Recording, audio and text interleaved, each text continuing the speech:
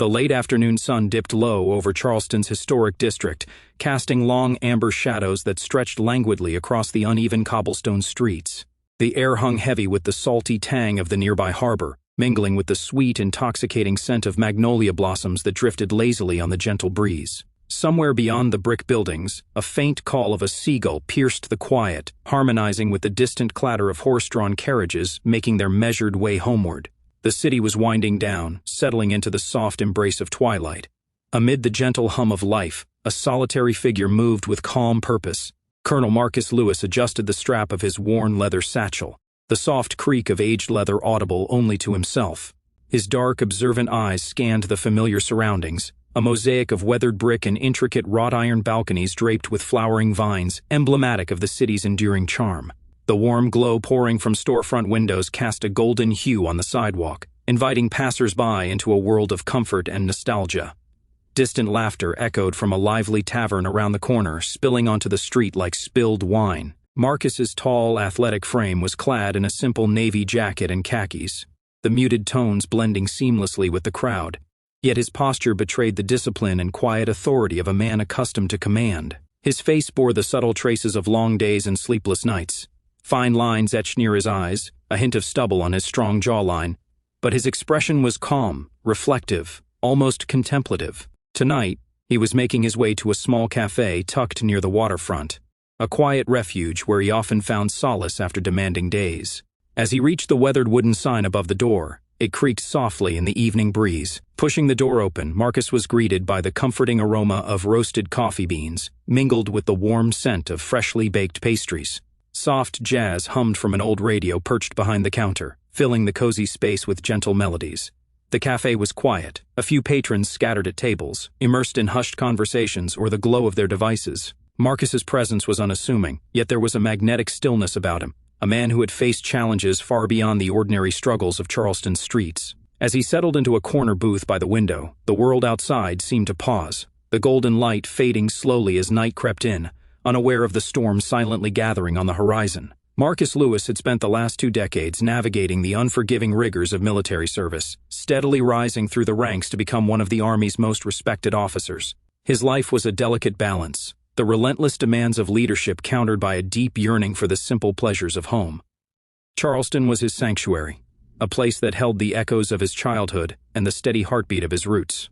Born and raised within the city's historic core, Marcus had witnessed firsthand the fractures lurking beneath its genteel surface, tensions simmering underneath polite smiles, struggles hidden behind closed doors and manicured facades. Yet, he had always believed in the power of resilience and quiet strength, values carefully instilled by his mother, a devoted schoolteacher with a voice as gentle as a lullaby, and his father, a pragmatic local businessman whose steady hands built both a livelihood and a legacy.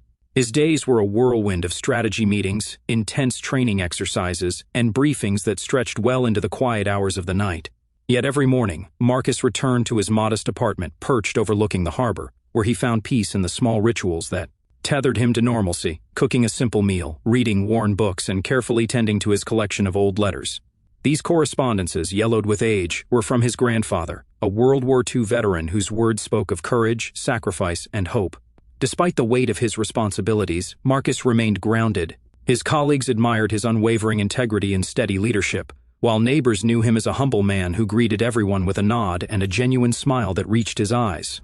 But beneath the surface, he carried the heavy burden of unspoken challenges, the constant awareness of the world's inequalities, the personal scars of battles fought not just abroad but within the fabric of his own community. In recent weeks, Marcus had sensed a rising tension threading through the city like a slow-burning fuse. Reports of increased police patrols, whispered conversations in storefronts and barbershops, and the furtive glances exchanged on the street all painted a picture of a quiet storm gathering momentum. For Marcus, the line between his military role and his identity as a black man in America had blurred in ways that were both deeply personal and profoundly complex, stirring a tempest within his soul. The shift was subtle at first, small disturbances, a heated exchange overheard in passing, a nervous glance exchanged between strangers, the flicker of unease in the eyes of those hurrying by. Charleston's timeless charm seemed to hold its breath, as though the city itself was waiting for an inevitable reckoning. Marcus noticed the change one humid afternoon as he strolled through Marion Square, the city's central park, Groups of people gathered in hushed clusters beneath the ancient oaks and grand magnolias, their conversations punctuated by flickers of frustration and fear. The air was thick with an unspoken tension. Police officers patrolled the perimeter with unusual intensity, their presence more pronounced, their expressions guarded beneath the brim of their hats. At a nearby cafe, Marcus overheard a barista confiding in a regular customer. There was some kind of altercation last night, officers and a young black man. Things got heated, she whispered, her voice low and trembling. Marcus listened quietly, the edges of his jaw tightening. Though details were scarce, the undercurrent was unmistakable. The fragile thread between law enforcement and the community was fraying. That evening, seated at his kitchen table bathed in the soft glow of a single lamp, Marcus sifted through the letters from his grandfather. One, written decades ago in flowing script, spoke of courage in the face of injustice, of standing firm when the world seemed arrayed against you. The words resonated deeply, echoing across the generations like a whispered promise. He knew change was coming, inevitable and urgent, and that silence would no longer suffice. Yet the question gnawed at him with relentless persistence: how to bridge the chasm between duty and identity, between authority and empathy? The streets that had once offered comfort now felt like the edge of a precipice, precariously balanced between hope and despair. As night cloaked the city, Marcus's phone buzzed softly on the table, a message from an old friend in the police department. It was a quiet warning about the growing unrest, a plea to stay vigilant. The uneasy calm had shattered, and the first tremors of conflict rippled through Charleston's heart. The air was thick with tension as Marcus stepped out of his apartment, the fading light casting long, distorted shadows across the city's familiar contours. He had chosen to take a walk, hoping the cool evening air would clear his mind and allow him to gauge the city's atmosphere firsthand. But the streets were quieter than usual, the usual hum of activity subdued, as if the city held its breath. As he approached a small intersection near King Street, the murmur of voices rose abruptly. Two uniformed white police officers stood over a man, tall, black, dressed in plain civilian clothes. The man's hands were raised in a measured, non-threatening gesture, but the officers' voices were sharp, their movements abrupt and heavy-handed. Without hesitation, Marcus's heart seized with a surreal shock. The man was himself. The realization crashed over him like a wave. The officers, unaware of who they confronted, had grabbed him roughly, their hands firm on his arms, their voices demanding control. One officer's hand swung sharply, landing across Marcus's cheek with a stinging slap. The crowd surrounding them fell silent, the weight of the moment pressing down like a suffocating fog. Time seemed to slow as Marcus met the officer's eyes steadily, refusing to show the raw sting of humiliation burning beneath his calm exterior. One officer's hand rose again, poised to strike, when the other noticed the insignia on Marcus's jacket, the colonel's stripes, the name tag glinting faintly in the dim streetlight. A heavy silence spread like a tidal wave. The officers froze, eyes wide with dawning recognition, their grip loosening instantly. Marcus's heart pounded, not from fear but from the raw sting of injustice laid bare and unmasked. He held their gaze, voice calm but firm. "I am Colonel Marcus Lewis. I serve this country." The officers exchanged uncertain glances, the reality settling in like a bitter truth. The crowd watched, breath held, as the charged atmosphere thickened with unspoken questions and fractured trust. This was no ordinary man. They had misjudged, and the consequences were immediate and profound. In that suspended moment, the city seemed to hold its breath, poised on the edge of awakening. News of the incident spread swiftly through Charleston's tight-knit community, igniting conversations whispered in homes, coffee shops, and church pews alike. Marcus found himself thrust into the eye of a storm he had long anticipated, but never imagined confronting personally. The officers involved were placed on administrative leave, and an internal investigation was launched. But for Marcus, the damage went far deeper than procedural justice. Determined not to let this moment pass in silence, he reached out to local leaders, community activists, and law enforcement officials.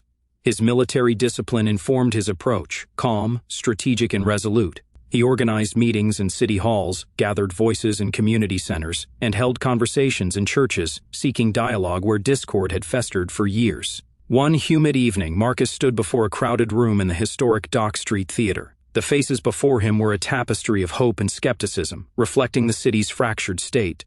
The soft murmur of anticipation settled as he began speaking, his voice carrying across the hushed audience with quiet authority. "I'm not here to tell you this was an isolated incident, or to offer easy answers," he said, the weight of his experience resonating in every word. "We cannot afford to let fear and misunderstanding define us. This moment is a call to action, for respect, for accountability, and for change. He laid out a plan, a series of community forums, joint training sessions for police and civilians, and mentorship programs aimed at fostering trust and understanding. The path ahead was steep and fraught with challenges, but Marcus's leadership inspired cautious optimism among those gathered. Behind the scenes, he worked tirelessly, balancing the demands of his military responsibilities with his newfound role as a community advocate. Each step he took was a testament to his belief in resilience, not just as a soldier, but as a citizen invested in the future of Charleston. Not everyone welcomed Marcus's efforts with open arms. As word of his advocacy spread, so did resistance, sometimes subtle, sometimes overt. Within the police force, some bristled at what they perceived as criticism, a challenge to their honor and dedication. Among community members, skepticism lingered like a shadow. Years of disappointment had forged walls of doubt too high to scale easily. One